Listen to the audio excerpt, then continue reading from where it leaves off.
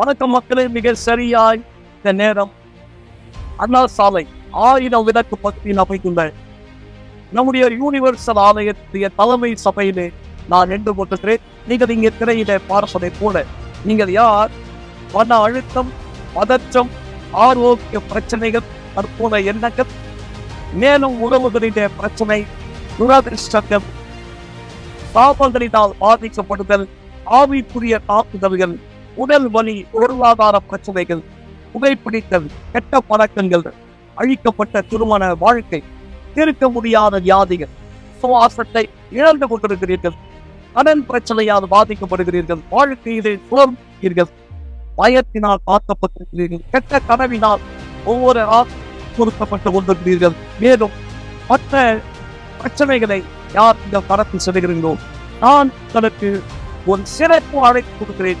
நீங்கள் யாரா இருந்தாலும், எந்த நம்பிக்கையை சேர்ந்தவராக இருந்தாலும், எந்த இடத்தை சேர்ந்தவராக இருந்தாலும், இது உங்களுக்கான இடம். நான் நம்புகிறேன் உங்களுடைய கவலைகள் நிறுத்தப்படும்படியாய், இது உங்களுக்கான இடம்.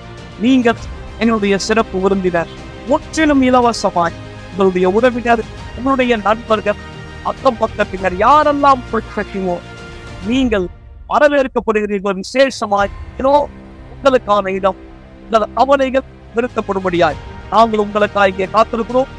எல்லாவற்றுக்கும் மேலாய் ஆண்டவர் தாம் இங்கே இருக்கிறார். உங்களுக்காக உதவின் தர தீட்டும்படியாய் மறந்து விடாது.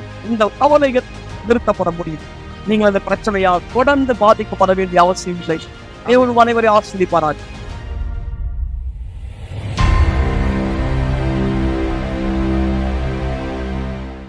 எல்லோருக்கும் இனிய மாலை வணக்கம் மக்களே. இந்த வாரத்தின் கடைசி நிகழ்ச்சியில் நாம் ஒன்றிணைந்திருக்கிறோம். உங்கள் எல்லோரையும் நான் சந்திப்பதில் மிகுந்த மகிழ்ச்சி. ஆனால் இந்த தினத்திலே நான் விசேஷமான ஒரு காரியத்தை குறித்த வீடியோவை மீண்டும் உங்களுக்காக காண்பிக்க போகிறேன். நாளைய தினம் காலை 9:30 மணி இந்த வாரத்தினுடைய மிக சிறப்பான கூட்டம். ஒரு தண்ணீர் பாட்டில் எடுத்துக்கொண்டு வாருங்கள். நாளை முதல் ஜபத்திலேயே அற்புதத்துக்கான ஒரு துளி, ஆம், உங்களுடைய பாட்டில் தண்ணீர்ல, நீங்கள் கொண்டு வர போகிற பாட்டில் தண்ணீர்ல நாங்கள் ஒவ்வொரு நாளும் இந்த வாரம் அபிஷேகித்திருக்கிற இந்த பாட்டில் தண்ணீருடைய ஒரு துளியை விட போகிறோம். அற்புதத்தினுடைய துளியா இது இருக்கும். தீராத வியாதி, தீராத நோய்கள், தாங்க முடியாத வலி, எத்தனையோ சிகிச்சை, எவ்வளவோ ட்ரீட்மெண்ட், எவ்வளவு மருந்து மாத்திரைகளை நீங்க மேற்கொள்கிறீர்கள், கடந்து செல்கிறீர்கள், எவ்வளவு மருத்துவரை சந்தித்திருக்கிறீங்க. ஒருவேளை அந்த மாத்திரை மருந்திலையோ சிகிச்சையிலையோ விடுதலை இல்லை என்பதை நீங்கள் பார்த்தால், குணமாக்குதல் இல்லை என்பதை பார்த்தால், ஆவிக்குரிய தாக்கம் கண்டிப்பாய் உண்டு. அதே சமயத்திலே ஒரு அதிசயம் மாத்திரமே இதை மாற்ற முடியும். எனவே நாளை நீங்கள் கொண்டு வர போகிற பாட்டில் தண்ணீர்ல நாங்கள் ஒரு துளி ஆசீர்வதிக்கப்பட்ட தண்ணீரை விட போகிறோம். அதை நீங்கள் பருகுகிற தருணம் நாம் பூமியிலே தீர்மானிக்கிறோம், ஏற்றுக்கொள்கிறோம், உங்களுக்குள் மாபெரும் அதிசயங்கள் நடைபெறும் என்று. கண்டிப்பாய் இதில் எந்த சந்தேகத்துக்கும் இடமில்லை. நீங்கள் திரையிலே பார்க்கிற இந்த தண்ணீர் ஒவ்வொரு நாளும் அபிஷேகப்படுத்தப்பட்டது. இந்த ஞாயிற்றுக்கிழமை அதிலிருந்து ஒரு துளி நீங்கள் கொண்டு வர போகிற பாட்டில் தண்ணீர்ல விடப்படும். இதோ தேவனுடைய வல்லமைக்கு அளவே இல்லை. விசுவாசிக்கிற ஒவ்வொருத்தர் வாழ்க்கையிலே அது வெளிப்படையானது என்பதற்கான முதல் சாட்சி கவனி. தொடர்ந்து நிகழ்ச்சியிலே முன்னோக்கி செல்லலாம்.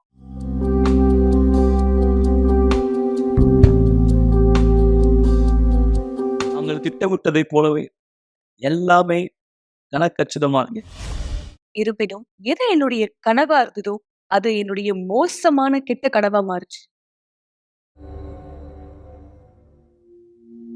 நான் பல கெட்ட குணங்கள் உள்ள மனுஷனா இருந்தேன்.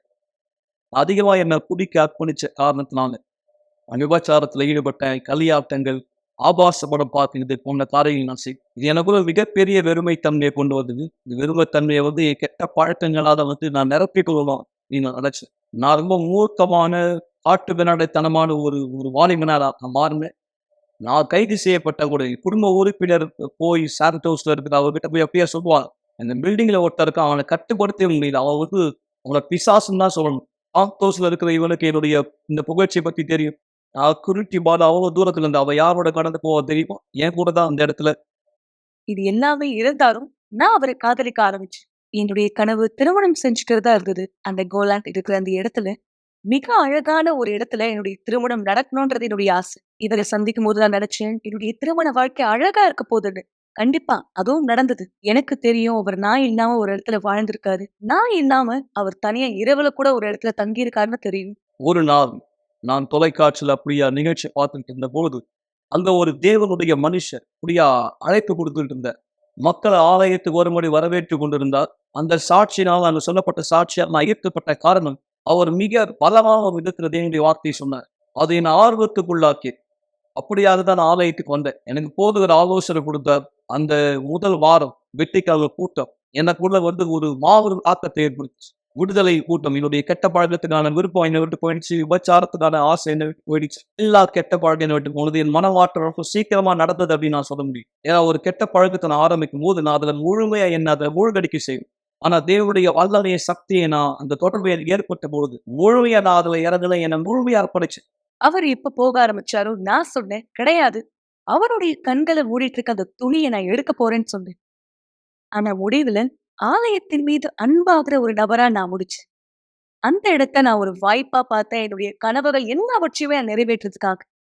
இப்படியா தான் நான் ஆலயத்துக்கு போனேன். ஆலயத்திலே திருமணம் செஞ்சுக்கிட்டு, அந்த ரெட் கார்பெட் விரித்த நிலையில நானும் அவரும் நடந்து போகும்படியா, நான் இருந்த அந்த முழு ஆலயமே அலங்கரிக்கப்பட்டிருந்தது. எங்க திருமணத்துல எடுத்த வீடியோக்கள் என்கிட்ட இருக்கு. இந்த நாள் எனக்கு மிக சரியா நினைவு இருக்காது. எங்கள் கனவுகள் நிஜமான ஒரு நாள்.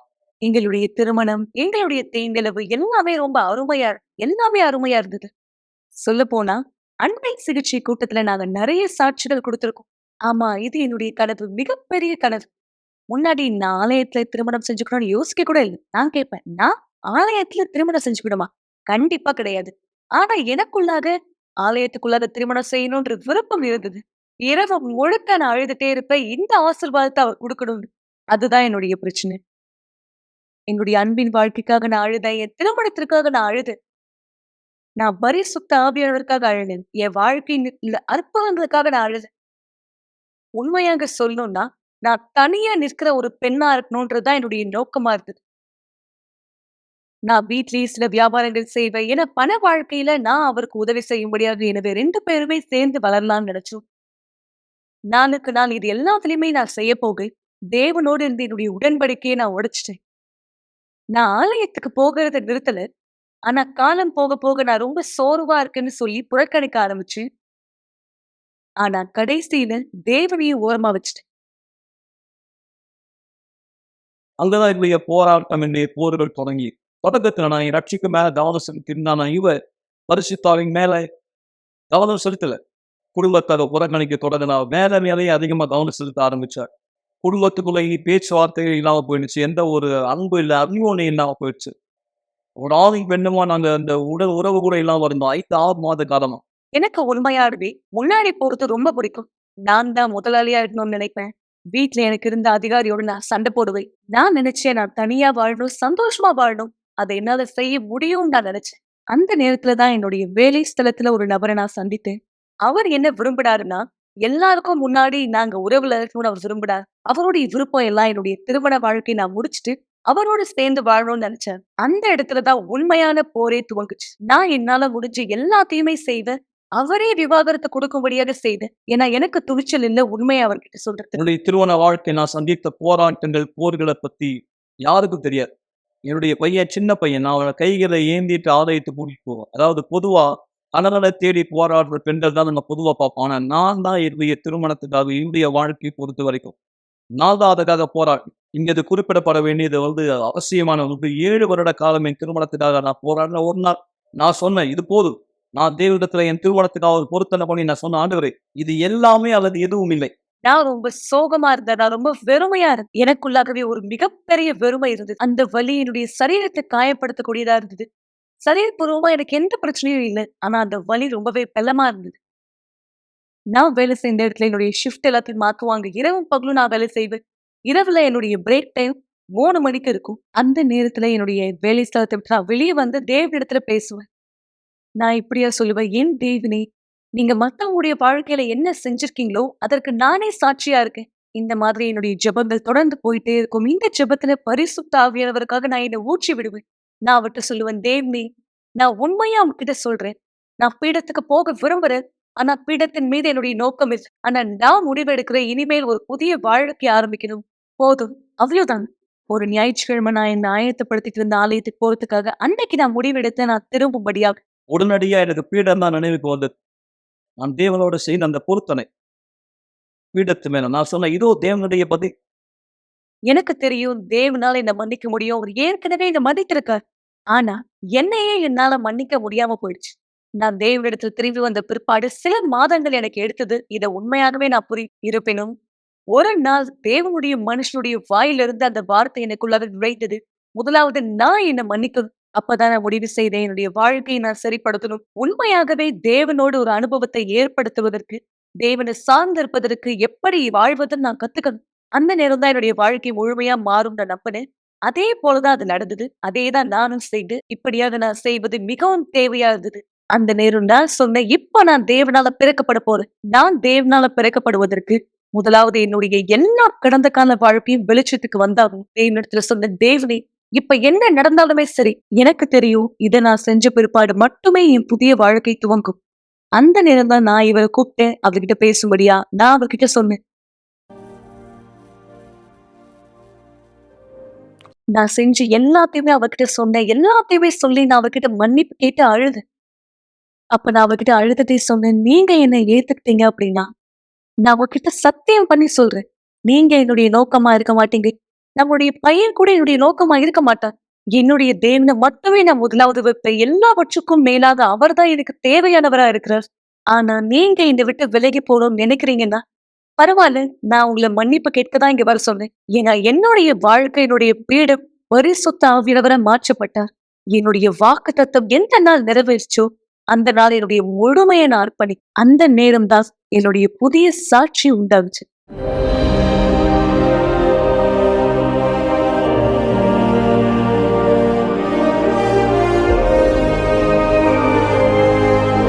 நான் எப்ப பீடத்துல இருந்து இறங்கி வந்தேனோ, முற்றிலும் வித்தியாசமான ஒரு நபரா இறங்கி வந்தேன். அந்த நேரமே உண்மையாகவே என்னுடைய கண்கள் ரெண்டும் திறக்கப்பட்டது. அந்த நேரம் தான் தேவனோடு என்னுடைய அனுபவம் ஏற்பட்டது. அந்த நேரம் தான் பரிசுத்த ஆவியானவர் வந்து என் மீது இறங்கினார். அந்த அளவுக்கு ஒரு சமாதானத்தை நான் பெற்றுக்கொண்டு எனக்குள்ளாக இருந்த வெறுமை மறைஞ்சு போயிடுச்சு. இனிமேலும் எனக்குள்ளாக இருந்த வலி இல்லை.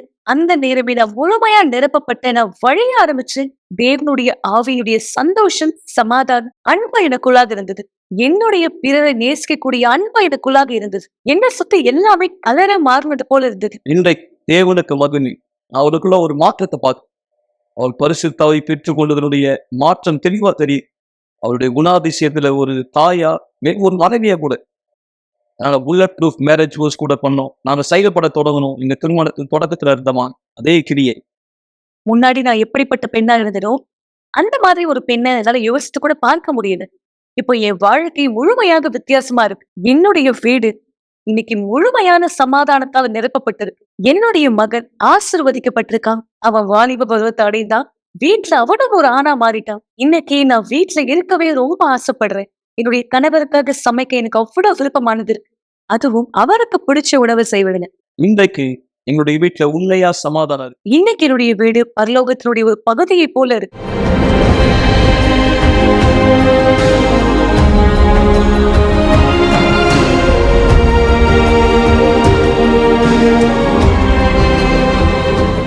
இன்னைக்கு என்னால முழுமையான சாட்சியை கொடுக்க முடியும். உண்மையான சாட்சியை கொடுக்க முடியும். தேவனோடு ஏற்பட்ட என்னுடைய அனுபவம் இதுவே உண்மையான சாட்சியா இருக்கு. இன்னைக்கு நானே ஒரு சாட்சியா மாற்றப்பட்டிருக்கேன். நல்லது நண்பர்களே, இந்த நேரத்திலே இந்த சாட்சியின் வழியாய் நீங்கள் தெளிவடைந்திருப்பீர்கள். தேவனுடைய வல்லமைக்கு எந்த ஒரு தடையும் இல்லை. வாழ்க்கையின் எந்த கட்டத்திலும் அவர் செயல்பட முடியும். எனவேதான் நாளை நீங்கள் விசேஷமாய் வரவேற்கப்படுகிறீர்கள். காலை 9:30 நம்முடைய சிறப்பு கூட்டம். இதே போல நான் நேற்று பேசியது போல, இன்றைக்கு சொல்லிக் கொண்டிருப்பதை போல நாளை மதியம் 3 மணிக்கு அன்பின் நடை என்கிற ஒரு சிறப்பு தருணம் நாம் ஒன்றிணைய போகிறோம். இது யாருக்காக, என்ன விஷயம், எப்படிப்பட்டவருக்காய் தொலைபேசியில உடனே தொடர்பு கொள்ளுங்கள். நீங்கள் அதை குறித்த விளக்கத்தை தெரிந்து கொள்ளும்படி கண்டிப்பாய் நீங்கள் வரவேற்கப்படுகிறீர்கள், முற்றிலும் இலவசமாய். இதோ அதை குறித்த ஒரு சிறிய தொகுப்பு. சென்ற தடவை லவ்வா எப்படி ஒரு ஆசீர்வாதமா இருந்தது தம்பதியருக்கும் தனிமையானவர்களுக்கும்.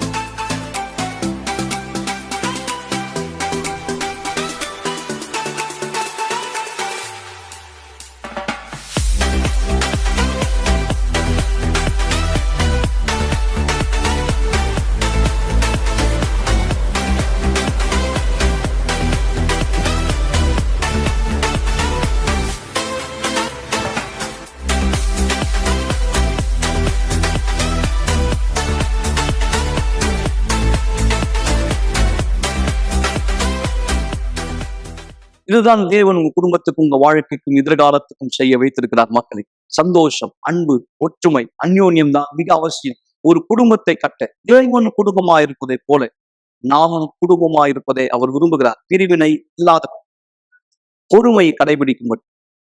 அநேகர் மன்னிக்க முடியாத தன்மையினால பாதிக்கப்பட்டவங்களா தான் கசப்பான எண்ணங்களை சுமந்து கொண்டிருக்கிறார். ஆனால் மன்னிப்பு மிக அவசியம்.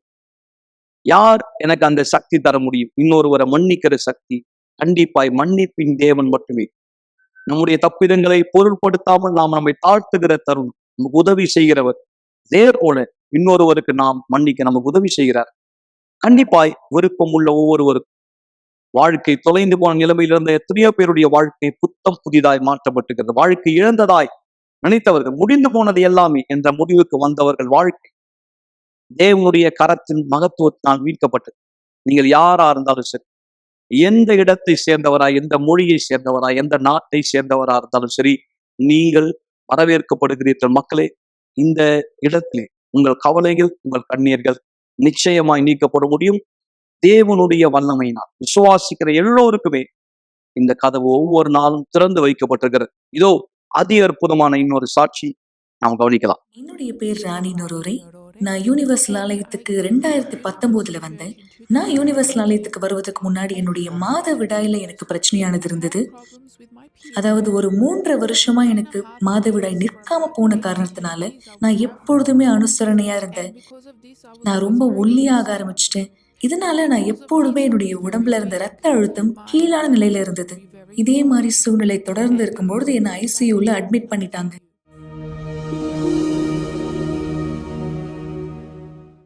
இது தொடர்ந்து இப்படியாகவே நடந்துட்டு இருந்தது. ஏன்னா என்னால எதுவுமே செய்ய முடியல இதுல இருந்து வெளியே வர்றதுக்கு. இந்த பிரச்சனையினால நான் அநேக பணம் மருத்துவமனையில செலவழிச்சேன். அதாவது ஏறக்குறைய ஒவ்வொரு மாதமும் நான் 3000 செலவு பண்ண வேண்டியதா இருந்தது. நான் ஒரு 1.5 வருஷமா தொடர்ந்து ஒரே டாக்டர் கிட்ட போயிட்டு இருந்தேன். ஒரு நாள் என்னுடைய மாதவிடாய் அதிகமா போன ஆரம்பிச்சதுனால அந்த நேரம் நான் மயக்கம் போட்டு கீழே விழுந்துட்டேன். எனக்கு சுயநினைவே இல்லாம போயிடுச்சு. ஒரு 5 நாள் பிற்பாடு தான் எனக்கு நினைவே வந்துச்சு. அதுக்கப்புறம் தான் எனக்கு தெரிஞ்சது என்ன ஆச்சுன்னு. நான் அந்த நேரம் கண்ணு முழிச்சு டாக்டர் கிட்ட கேட்டேன், நான் எப்படி இங்க வந்தேன்னு கேட்கும்பொழுது அவங்க சொன்னாங்க, நீ 4 நாளுக்கு முன்பாகவே மயக்கம் போட்டு விழுந்துட்ட. 4 நாளா நீ எழுந்துக்கவே இல்லை, எதுவுமே சாப்பிடல. 4 நாளுக்கு பிற்பாடு மட்டும்தான் உன்னால எழுந்துக்கவே முடிஞ்சுது அப்படின்னு சொன்னாங்க. அந்த சூழ்நிலைக்கு பிற்பாடுதான் எனக்கு தெரிய வந்தது என்னுடைய நிலைமை எவ்வளவு மோசமா இருக்குன்னு. இந்த சூழ்நிலை இருக்கும் பொழுதுதான் நான் யூனிவர்சல் ஆலயத்தை தெரிஞ்சுக்கிட்டேன் என்னுடைய நண்பர் மூலமாக. நான் எப்பொழுதுமே இந்த மாதிரி வியாதியில இருக்கிறதுனால அவங்க என்கிட்ட சொன்னாங்க, இந்த பிரச்சனைக்கு ஒரு தீர்வு உனக்கு இருக்கு அப்படின்னு. அவங்களும் சொல்லியிருந்தாங்க, நானும் யூனிவர்சல் ஆலயத்துக்கு போவேன் அப்படின்னு. எனவே நானும் ஒரு நாள் அவங்க கூட போகலான்னு நினைச்சேன். நான் ஆலயத்துக்கு போகும்போது அன்னைக்கு வெள்ளிக்கிழமை கூட்டமா இருந்தது. யூனிவர்சல் ஆலயத்துக்குள்ளாக போன வெள்ளிக்கிழமை கூட்டத்துல நான் நல்ல அனுபவத்தை பெற்றேன். ஏன்னா அந்த இரவு நான் நல்லா தூங்கினேன். இதுக்கு முன்னாடி எனக்கு தூக்கமே இரவுல வராம இருந்தது. ஆனா அந்த ஜெபத்துக்கு பிற்பாடு நான் நல்லா தூங்கினேன். ஏன்னா சாதாரணமாவே நான் ஒரு நாள் தூங்கணும் அப்படின்னா விடிய காலம் 3 மணிக்கு 4 மணிக்கு மேலதான் எனக்கு தூக்கமே வரும். ஆனா அந்த நாள் நான் ரொம்ப சீக்கிரமாவே தூங்கிட்டேன். அதுக்கு பிற்பாடு ஒரு 3 மாசத்துக்கு மேல நான் தொடர்ந்து யூனிவர்சல் ஆலயத்துக்கு போக ஆரம்பிச்சேன். அப்போ அங்கிருந்த போதகர் எனக்கு ஆலோசனை கொடுத்தாங்க, நான் புதன்கிழமை ஞாயிற்றுக்கிழமை ஆலயத்துக்கு வரும்படிக்கு. அந்த ஆலோசனையை நான் ஏத்துக்கிட்டேன். நான் தொடர்ந்து ஞாயிற்றுக்கிழமை, புதன்கிழமை, வெள்ளிக்கிழமை ஆலயத்துக்கு போக ஆரம்பிச்சேன். நான் ஒரு தீர்மானத்தை எடுக்க ஆரம்பிச்சேன். நான் பழைய ராணியா இனிமேலும் இருக்க விரும்பல. நான் என் வாழ்க்கையில வித்தியாசத்தை ஏற்படுத்த விரும்புறேன்னு நான் தீர்மானம் எடுத்தேன். ஏன்னா முன்பாக நான் எப்பவுமே கோவமா இருக்க ஒரு நபரா இருப்பேன். ரொம்ப சீக்கிரத்துல எனக்கு கோவம் வந்துடும். என்னுடைய கண்களை பார்க்கும்பொழுது அந்த அளவுக்கு வெறுப்பானது வெளியே தெரிஞ்சது. நான் என்னுடைய கணவரோட அவ்வளவா சண்டை போட மாட்டேன். ஆனா அவர் தெரியாம ஏதாவது விஷயம் சொல்லிட்டாரு வாய் தவறு அப்படின்னா எனக்கு அவ்வளவு கோவம் வரும். நான் தொடர்ந்து அந்த விஷயத்த வச்சு சண்டை போடுவேன். இந்த மாதிரி நான் எப்பொழுதுமே சின்ன சின்ன விஷயத்துக்கு கோவப்படுறதுனால அவர் அதிகமா வீட்டுல இருக்க மாட்டார், வெளியே இருக்குதான் அவர் தேர்வு செய்வார். அந்த நேரம் தானியேல் உபவாசம் ஆலயத்துல நடந்துட்டு இருந்தது. நான் அதுல பங்கேற்றேன். நான் என்னுடைய தியாகத்தை தேவனுக்கு முன்னாடி அர்ப்பணித்தேன். தானியேல் உபவாசத்துல நான் பரிசுத்தாவினுடைய அபிஷேகத்தை பெற்றுக்கொண்டேன். சந்தோஷம், சமாதானத்தை எனக்குள்ளாக நான் பெற்றுக்கொண்டேன். எனக்குள்ளாக முழுமையான சந்தோஷம் இருந்தது. அந்த உறுதி எனக்குள்ளாக இருந்தது. நான் எனக்குள்ளாகவே முழுமையா சந்தோஷமா இருந்ததுனால ஆத்துமா மீது எனக்கு விருப்பமானது ஏற்பட்டது. இனிமேலும் முன்னாடி இருந்த ராணி இல்ல. முன்னாடி இருந்த ராணிக்கு எப்பவுமே பொறாமையானது இருந்தது, அந்த வெறுப்பானது இருந்தது. ஆனா இன்னைக்கு எனக்குள்ளாகவே முழுமையான வித்தியாசம் இருக்கு. இன்னைக்கு என்னுடைய குடும்பத்தார் சந்தோஷமா இருக்காங்க, என்னுடைய கணவர், என்னுடைய பிள்ளைகள் எனக்கு மரியாதை கொடுக்குறாங்க. எனக்கு முன்பாக எப்பவுமே வீட்டுல சண்டை இருக்கும், ஆனா இப்போ அப்படி இல்லாம நாங்க சந்தோஷமா இருக்கோம். நான் இனிமேலும் அதிகமா கோவப்படுறது இல்ல. முன்னாடி நான் எப்படி சண்டை போட்டனோ அதே மாதிரி இனிமேலும் நான் சண்டை போடுற நபரா இல்ல. ஏன்னா சந்தோஷம் எனக்குள்ளாக இருந்ததுனால யூனிவர்சல் ஆலயத்தை பொறுத்த வரைக்கும் எனக்குள்ளாக அது ஒரு பரலோகம் போல இருந்தது. ஏன்னா எதெல்லாம் என்னால இந்த உலகத்துல பெற்றுக்கொள்ள முடியலையோ அது எல்லாவற்றையுமே நான் யூனிவர்சல் ஆலயத்துல கண்டடைந்தேன். நல்லது நண்பர்களே, நிகழ்ச்சியினுடைய இறுதிக்கு வந்திருக்கிறோம். உங்களுடைய பாட்டில் தண்ணீரை ஆயத்தப்படுத்திக் கொள்ளுங்கள். குடும்பத்தோடு ஒன்றிணைந்திருங்கள். ஒருவேளை நீங்கள் தொலைபேசியில் அழைக்க முயற்சிக்கும் பொழுது இன்னொருவர் அதே நேரம் பேசிக் கொண்டிருக்கிற தருணம் நீங்கள் காத்திருக்க வேண்டியிருந்தால் சோர்வடையாதீர்கள். மீண்டும் முயற்சிங்கள், அல்லது மறுநாள் காலையில் நீங்கள் எங்களை தொடர்பு கொள்ளலாம். ஆனால் ஒவ்வொரு நாள் எங்களோட தொடர்பு நிகழ்ச்சி இணைந்திருங்கள். நீங்க என்ன கற்றுக்கொள்றீங்களோ அதன் பிரகாரமாய் செயல்படுங்கள். இரண்டாவது, யாக்கோபு சொல்லுகிறார், விசுவாசம் வெறும் கேட்பதல்ல, புரிந்து கொள்வதல்ல. இல்லை, விசுவாசம் கேட்பதை, புரிந்து கொண்டதை நடைமுறைப்படுத்துவது, கடைபிடிக்கக்கூடிய சக்தி தான் மிக அவசியம். கீழ்ப்படிதல், அந்த கீழ்ப்படிதல் தான் உங்கள் வாழ்க்கை சூழ்நிலையை மாற்ற சக்தி உள்ள ஒன்றா இருக்கு. கீழ்ப்படிதல் இல்லாத சமயம் அந்த விசுவாசம் பொய்யான ஒன்றாய் மாறுகிறது. ஆபிரகாமின் விசுவாசம் என்று சொல்லும்போது என்ன தெரியுமா? கீழ்ப்படுகிற விசுவாசம். அப்படி கீழ்ப்படியும் போது மாற்றம் யாராலும் தடுக்கப்பட முடியாத ஒன்று என்பதற்கு இந்த சாட்சி ஒரு மிக சிறந்த உதாரணம். தொடர்ந்து நாம் ஜெபத்திலே ஒன்றிணையலாம். வணக்கம், என் பேர் வினோத்குமார். எனக்கு வயசு 30 ஆகுது. நான் யூனிவர்சல் ஆலயத்துக்கு வரத்துக்கு முன்னாடி என்னுடைய வாழ்க்கையில ஒரு முற்றிலும் அழிக்கப்பட்ட நபராகவும் கெட்ட பழக்கத்துல ஈடுபட்ட ஒரு நபராகவும் இருந்தேன். எனக்கு நல்ல ஞாபகம் இருக்கு, என்னுடைய பள்ளி பருவத்திலிருந்து எனக்கு கெட்ட நண்பரோட சகவாசம் அதிகமா இருந்தது. அவர்களோட சேர்ந்து கெட்ட பழக்கத்துல நான் ஈடுபட ஆரம்பிச்சேன். ஆனா இந்த காரியம் வீட்டுல பொறுத்த வரைக்கும் நான் ரொம்ப நல்லவனா இருந்திருப்பேன். ஆனா வீட்டுல எல்லாருக்குமே நான் நல்லவன், ஆனா வெளியேன்னு வந்தா மட்டும்தான் நான் யாருன்னு எனக்கு பத்தி மற்றவங்களுக்கு தெரிய வரும். என் நண்பரோட நான் ஒன்றிணைந்து இந்த குடிப்பழத்துக்கு அடிமையா இருந்தேன், புகைப்படத்துக்கு அடிமையா இருந்தேன். ஆனா இந்த எந்த ஒரு விஷயமும் சரி என் வீட்டுல நானும் சொல்லிக்க மாட்டேன். அந்த விஷயம் தெரியாத அளவுக்கு நான் அந்த அளவுக்கு ஜாக்கிரதையா இந்த தவறு செஞ்சுட்டு இருந்தேன். மேல அதிகமா பொய் பேசக்கூடிய ஒரு நபராகவும் இருந்தேன். நாட்கள் கடந்த பிற்பாடு என்னுடைய அன்பின் வாழ்க்கையில ஒரு முறிவு ஏற்பட்டது. ஸோ அந்த தினமானது எனக்கு நல்ல ஞாபகம் இருக்கு. நான் நல்லா குடிச்சிட்டு பைக்ல நான் டிராவல் பண்ணிட்டு இருக்கும்போது நான் யோசிச்சேன், இதுக்கப்புறம் நான் ஏன் வாழணும், இதோட என்னுடைய வாழ்க்கை நான் முடிச்சுக்கலாம்னு சொல்லி ஒரு முடிவுக்கு வந்தேன். எனக்கு எதிர்ப்புறத்துல சொல்லணும்னா ஒரு லாரி ஒன்று ரொம்ப ஸ்பீடா வந்துச்சு. என்னுடைய சிந்தனை ஒரு எண்ணமானது வந்துச்சு, நம்ம ஏன் இன்னும் வாழணும், இல்ல நீ அந்த வண்டி கீழே விழுந்துரு, அந்த லாரி கீழே விழுந்துரு, இறந்துரு, இதுக்கப்புறம் நீ ஏன் உயிரோட இருக்கன்ற மாதிரி அந்த சிந்தனை வந்துச்சு. நான் உண்மையா சொல்லணும்னா அந்த நேரம் நான் தற்கொலைக்கு ஈடுபடுத்தேன். நான் அந்த இடத்துல கீழே விழுந்துட்டேன். ஆனா சொல்லணும்னா ஏறத்தாழ நூலிலையில அந்த விபத்துல நான் தப்பிச்சுக்கிட்டேன். அது எப்படி நடந்துச்சுன்னு எனக்கு தெரியல. ஆனா அந்த விபத்துக்கு பிற்பாடு தான் எனக்குள்ள அந்த எண்ணமே வந்துச்சு, ஏன் நான் திடீர்னு இந்த மாதிரி பண்ணேன்னு சொல்ற மாதிரி ஒரு எண்ணம் வந்துச்சு. பிற்பாடு மருத்துவமனைக்கு என்னை கொண்டு போனாங்க. ஆனா இது எல்லா காரியமும் சரி, வீட்லயும் சரி, என் நண்பர் மத்தியிலையும் நான் சொன்னது என்னன்னா, இது ஒரு விபத்து தான் நடந்துச்சு, ஆனா இந்த மாதிரி நான் தற்கொலை செஞ்சுக்கிட்டேன்ற ஒரு விஷயத்த நான் யார் கூடவும் நான் பகிர்ந்து கொள்ளல. பிற்பாடு நாட்கள் கடந்து போக போக போக இரவுல என்னால சரியா தூங்காத ஒரு நபரா இருந்தேன். கெட்ட கனவுகள் வரா மாதிரியும், மேலும் என்னால தூங்க முடியாத ஒரு நபரா இருக்கும்போது நான் என்னுடைய தாயத்துல போய் சொல்லிட்டு இருப்பேன், என்னால தூங்க முடியலமான்னு. ஆனா ஜெபிச்சுட்டு தூங்குன்னு சொல்லுவாங்க தவிர, ஆனா அவங்களுக்கு பொறுத்த வரைக்கும் நான் ஜெபிச்சுட்டு தூங்கணும்னு. ஆனா நான் தூங்குறமா நடிச்சுட்டு தான் இருந்தேன் தவிர, நான் உண்மையா சொல்லணும்னா தூங்கவே இல்லை. நாட்கள் போன பிற்பாடு எனக்கு வாலிபர் குழுல இருந்து எனக்கு ஒரு அழைப்பானது கிடைச்சது. அவங்க வந்திருந்தாங்க. இந்த மாதிரி வாங்க, உங்களுக்கான ஒரு மாபெரும் வாய்ப்பு, உங்க இதாவது வாழ்க்கை வாழ்வதற்கு வாலிபர் குழுல இருந்து எனக்கான ஒரு அழைப்பானது கிடைச்சிச்சு. நான் அந்த அழைப்பை நான் ஏற்றுக்கொண்டேன். அந்த நேரம் அவர் சொன்ன அந்த வார்த்தை, அந்த ஊழியக்காரர் சொன்ன வார்த்தை எனக்குள்ள அந்த சிந்தனைக்குள்ளாக அந்த வார்த்தை எண்ணப்பட்டது. அந்த வார்த்தை எனக்குள்ளாக வரும்போது நான் யோசிச்சேன், ஓகே நம்ம போய் பார்ப்போமே, என்னதான் நடக்குதுன்னு பார்ப்போம் சொல்ற மாதிரி எனக்குள்ள அந்த எண்ணம் வந்துச்சு. வாழ்க்கை வாழ்வதற்கே இந்த ஒரு வார்த்தை என்னை முற்றிலும் மாறிடுச்சு. ஓகே நான் போய் பார்க்கலாம்னு சொல்ற மாதிரி நான் போனேன். அந்த வாலிப குழுவை நான் கலந்து கொண்டேன். அங்க போதர் எனக்கு எல்லா காரியத்தையும் கற்றுக் கொடுத்தார். நான் விசுவாசம் எப்படி பயன்படுத்த வேண்டும் எனக்கான ஒரு ஆலோசனை கிடைச்சது. அந்த ஆலோசனையில நான் தொடர்ந்து ஆலயத்திற்கு ஞாயிற்றுக்கிழமையும் புதன்கிழமையும் வெள்ளிக்கிழமையும் நான் தொடர்ந்து போகக்கூடிய ஒரு நபராக இருந்தேன். தேவனுக்கு ரொம்ப நெருக்கமா போகும்படியாக அநேக காரியங்கள் ஊழியம் செய்யறதிலும் சரி, தேவனுக்கு உண்மை தன்மையா இருக்கிறதிலும் எல்லா காரியத்திலையும் சரி, நான் தேவனுக்கு ரொம்ப நெருக்கமா போகணும்னு விரும்பினேன். பிற்பாடு நான் போகிற இடத்துல என்னுடைய எல்லா காரியத்தையும் நான் பகிர்ந்து கொண்டேன். நான் இந்த பிரச்சனை நான் கடந்து செல்கிறேன், இதுல இருந்து நான் எப்படி விடுதலை பெறணும்னு. ஏன்னா ஏறத்தாழ அந்த கெட்ட நண்பர்களோட சேர்ந்து ஒரு ரவுடிசம் பண்ற மாதிரி அந்த நண்பரோட சேர்ந்து அந்த காரியத்தை செஞ்சுட்டு இருந்தேன். சில நபர்கள் நான் கொலை செய்யறது கூட தீட்டுற அளவுக்கு நான் என்னுடைய வாழ்க்கை அந்த அளவுக்கு நான் அந்த அளவுக்கு கொண்டு போனேன். சிலர் நான் கொலை செய்யற அளவுக்கு என்னுடைய சிந்தனை எனது தீட்டப்பட்டதா இருந்தது. பிற்பாடு நான் கத்துக்கினேன் இது எல்லாமே தவறு. ஏன்னா அன்னைக்கு அந்த ஆலோசகர் எனக்கு கொடுத்த ஆலோசனையானது என்னன்னா, அந்த ஆலோசகர் அன்னைக்கு எனக்கு கொடுத்த ஆலோசனை என்னவென்றால், இல்ல நீ செய்யறது முற்றிலும் தவறு, இது எதிர்மறையானது, உன்னுடைய வாழ்க்கை நீ வாழ்வதற்காக தான் இருக்கணும்னு சொல்லியிருந்தாரு. அப்போ எனக்குள்ளாகவும் என் சிந்தனைக்குள்ளாக இருந்த அந்த பாரம் எல்லாமே, அந்த சுமை என்னை விட்டு ஏதோ ஒரு காரியம் என்னை விட்டு வெளியே போயிடுச்சுன்ற மாதிரி நான் உணர்ந்தேன். பிற்பாடு ஆலயத்துல தொடர்ந்து நான் விசுவாசத்துல தொடர்ந்து போயிட்டே இருக்கும்போது தானியேல் உபவாசம் என்ற நிகழ்ச்சி துவங்கியது. அதுல உண்மையாகவே இந்த 21 நாள் என்னை நான் முற்றிலும் கொடுக்க நான் முடிவு பண்ணேன். ஏன்னா பரிசுத்தாவி எந்த அளவுக்கு முக்கியம் என்பதை நான் தெரிஞ்சுக்கிட்டேன். ஏன்னா ரட்சிப்பு அந்த அளவுக்கு நமக்குள்ள இருக்க வேண்டும். இந்த 21 நாளும் நான் தேவனோட ஒரு பொருத்தனை செஞ்சேன். இந்த 21வது நாள் முடிவுக்குள்ளாக நான் உம்முடைய ஆவி பெற்றுக்கொள்ள வேண்டும் என்று. அதனால என்னுடைய வாழ்க்கை நான் 100% தியாகமா நான் தேவனுக்காக கொடுத்தேன். பிற்பாடு அவருடைய ஆவியை தேட ஆரம்பிச்சேன். அதிகமா ஊழிய பணி செய்யறதிலும் சரி, அதிகமா ஜெபிப்பதிலும், அதிகமா வேத வாக்கியம் படிப்பதிலும் சரி, என்ன நான் முழுவதுமா நான் கொடுத்தேன். 21வது நாள் இரவு எனக்கு நல்லா ஞாபகம் இருக்கு. அந்த நாள் வெள்ளிக்கிழமை இரவு ஜெப கூட்டத்தில் நான் பரிசுத்தாவி பெற்றுக்கொண்டேன். பரிசுத்தாவி பெற்றுக்கொண்ட அந்த அனுபவமானது, அந்த நாள், அந்த நேரம், அந்த வார்த்தையினால் சொல்ல கூட முடியாத அளவுக்கு அந்த அளவுக்கு சந்தோஷமா இருந்தது. அந்த நாள் என்னுடைய வாழ்க்கையில இருக்கிறதுல சிறந்த நாள் இது ஒண்ணுதான். ஏறத்தாழ எனக்கு ஒரு பிறந்த நாள் வர நாளா இருந்தாலும் சரி, ஒரு நல்ல காரியம் வீட்டுல நடந்தாலும் எந்த அளவுக்கு சந்தோஷப்படுறாங்களோ அதோட இந்த காரியத்தினால ஈடுகட்டு சொல்லவும் முடியாது. ஏன்னா அது அந்த அளவுக்கு எனக்குள்ளாக ஒரு காரியமா இருந்தது. மேலும் என்னுடைய விசுவாசத்தில் நான் எப்படி இருக்கணும், அதே பிரகாரம் என்னுடைய விசுவாசம் பிரகாரம் தேவன் என்னை ஆசீர்வதித்திருக்கிறார். என்னுடைய திருமண வாழ்க்கை பீடத்தின் மீதாக ஆசீர்வாதமா இருக்கிறது. இப்ப சொன்னா என்னுடைய முழு வாழ்க்கையும் சந்தோஷமாவும் இருக்கு, திருமண வாழ்க்கையும் ஆசீர்வாதமா இருக்கு.